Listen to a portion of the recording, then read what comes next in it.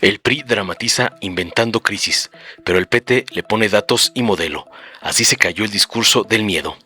El senador priista Ángel García intentó encender alarmas, acusando abandono al campo y usando el gusano barrenador como bandera política, pero sin asumir la responsabilidad histórica del PRI en el desmantelamiento sanitario, la inseguridad rural y la pérdida de soberanía alimentaria tras décadas de políticas neoliberales.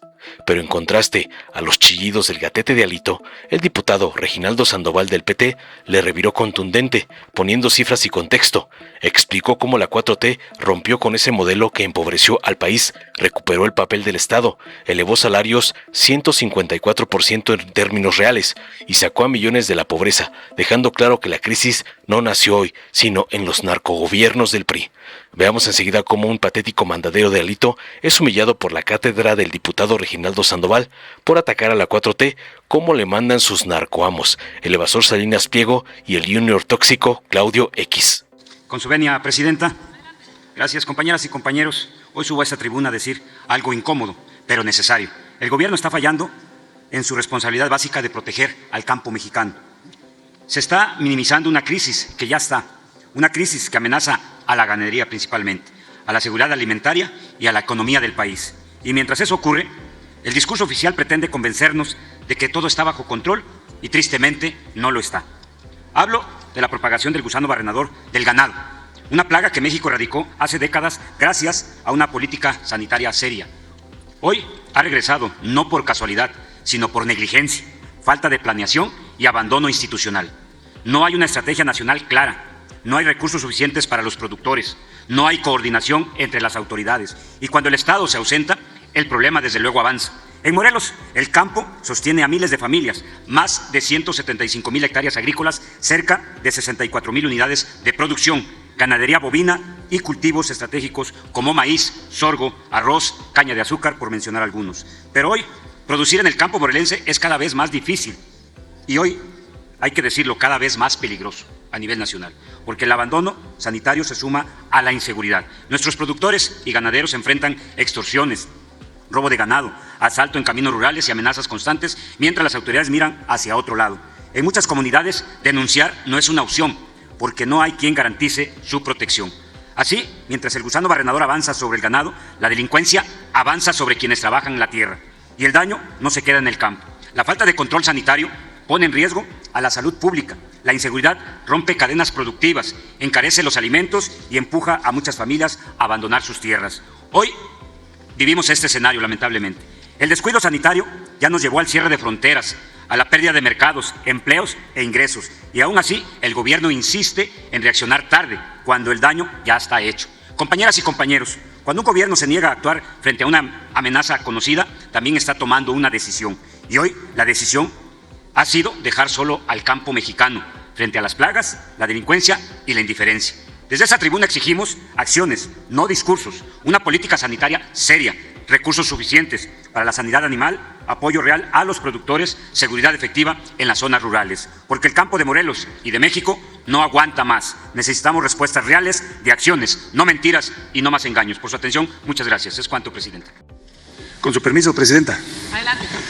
Miren, el tema que estamos tratando ahora es la cuestión económica.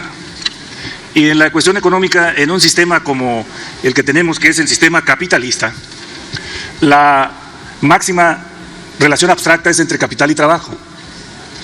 Y ahí se desprenden modelos. Y el modelo que está actualmente en el gobierno, pues es el modelo que planteó el presidente Andrés Manuel López Obrador, que era romper y acabar con el modelo neoliberal, que es el que venía funcionando durante 36 años. Y ese modelo lo que planteaba era que todo lo resolviera el mercado. Y se dedicaron a privatizar todo. Todo es todo. Y venimos rescatando para instalar la función del Estado en beneficio de las mayorías.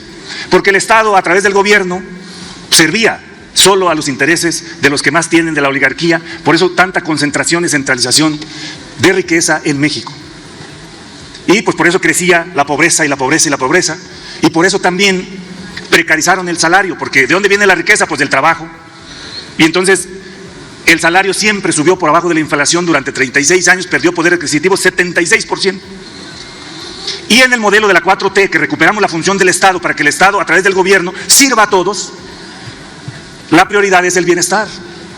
Y por eso el incremento salarial. ¿En cuánto va en este momento el incremento salarial de los dos, o de lo que llevamos en el gobierno de la 4T? 154% en términos reales, que es la variable principal por la que salieron 13.4 millones de mexicanos de la pobreza. Díganme cuántos mexicanos salieron de la pobreza en los 36 años de modelo neoliberal. Si fue una fábrica de pobres. Y ahora, el crecimiento, que es el problema que tenemos desde el modelo neoliberal y lo que estamos ahorita, tiene que ver con factores más exógenos que endógenos, más externos que internos. Porque hay una contracción de la economía a nivel mundial, porque hay un reacomodo del sistema mundo y se acabó también el derecho internacional. Y ya saben lo que está haciendo Estados Unidos, que le pasa un poco como a la derecha mexicana, que perdió con sus propias reglas, porque dio la apertura, se acabaron las soberanías económicas, apertura comercial, ¿y quién le ganó? Pues no hay duda que le ganaron los asiáticos, los chinos, porque el eje que mueve a la economía, al mercado, se llama competitividad. Y la competitividad tiene dos variables fundamentales: el costo de la fuerza de trabajo y la innovación tecnológica. Y ninguna de las dos tiene el imperialismo norteamericano. Y por eso aquí en México precarizaron el salario. Fíjense, no solo no subieron el salario mínimo durante 36 años, sino que metieron el outsourcing, la subcontratación, para precarizar más y pagarle menos a los trabajadores. ¿Quién metió ese modelo del outsourcing? Felipe Calderón. Y no hay duda, pueden decirnos, 0.3 es poco, pero casi es 1 billón en términos nominales de crecimiento, 2025. Pero vamos al otro factor, que es distribución de la riqueza, que va en sentido inverso del modelo económico neoliberal. Allá no sé quién le habla, presidente. Que va en sentido inverso del modelo neoliberal. Porque nosotros sí traemos una distribución de la riqueza y del ingreso verdaderamente mayúscula. De 35 millones de hogares que hay en esta patria, a 32 millones por lo menos le llega un programa social. ¿Cuándo en la historia de esta nación había habido esa distribución del ingreso? Coordinador, si es tan amable, me solicita la palabra la diputada, la senadora, disculpe, Anabel Ábalos. ¿Entiendo? ¿Es para una pregunta? ¿Con qué Sí, es correcto. senadora? Coordinador, ¿acepta la pregunta? Sí. Adelante, senadora. Muchas gracias. Señor diputado, si usted nos está diciendo que el país está maravillosamente bien, yo le quiero preguntar, ¿por qué en la historia de México de 200 años, en 7 años se duplicó la deuda externa del país? Es una pregunta muy seria porque yo no encuentro ninguna respuesta del por qué. Muchas gracias. Gracias, sí, senadora. Adelante, senadora. Sí, mire, no sé de dónde saca la cifra que se duplicó la deuda. Eso es falso. Hay una interpretación errónea, equivocada, del manejo de la deuda. La deuda sí se duplicó en los 2 sexenios de Felipe Calderón y de Enrique Peña Nieto.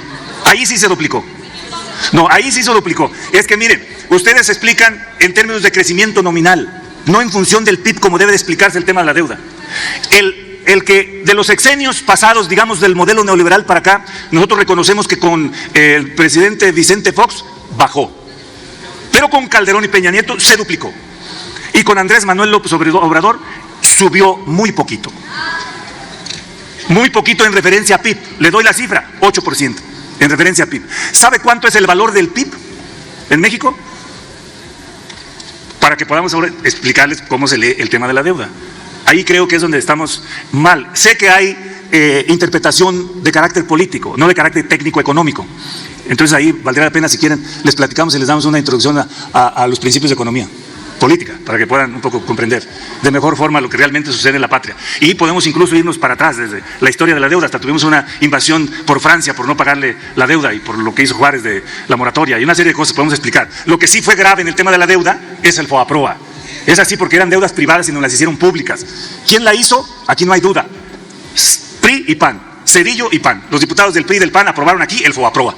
Y esa es una desgracia para esta nación, esta patria, que se viene sacrificando los ingresos de la nación para seguir pagando esa deuda maldita, igual que la de Pemex, que verdaderamente es fatal. Ahí termino mi respuesta, presidente. Gracias. Bueno, entonces voy a terminar diciendo que las bases del nuevo modelo económico de la nación, que se llama economía con prosperidad compartida, estado de bienestar, o Estado social de derecho, vamos bien en la construcción del segundo piso de ese modelo, sin ninguna duda. Y preguntémosle a las mexicanas y los mexicanos y aprueban 76% a nuestra presidenta que va construyendo este segundo piso de la 4T, sin ninguna duda. Muchísimas gracias, presidente. Dale en me gusta, suscríbete, activa la campanita y compártelo para que más gente lo vea.